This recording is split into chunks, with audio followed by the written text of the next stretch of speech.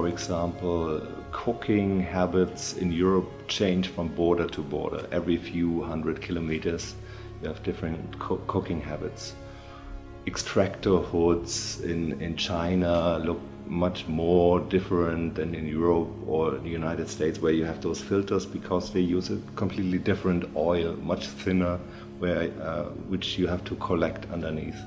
Or in the United States, for example, Thanksgiving, really one day in the year, defines the cavity size of the appliances.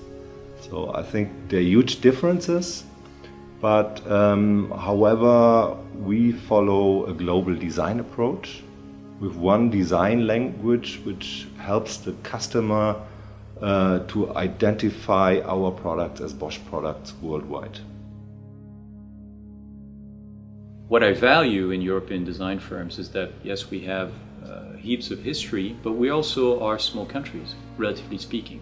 And we interact with one another quite a bit because Europe has become, one of the world's first markets.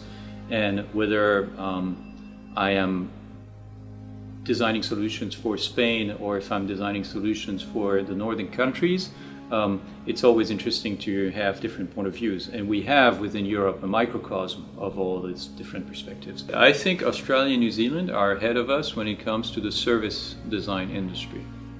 They've got designers in banks, they've got designers in government. So it's really embedded. We don't have designers in government in Spain or in France. No, not really. And we should. Yes, we should. There will probably be nuances depending on how mature an economy is.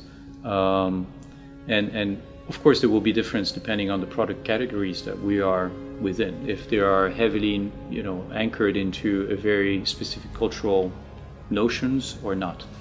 But my belief is that we're becoming more and more global, not so much in all the same, but more global in the sense of all applying good design thinking to come up to the best solutions, for the users and for our customers.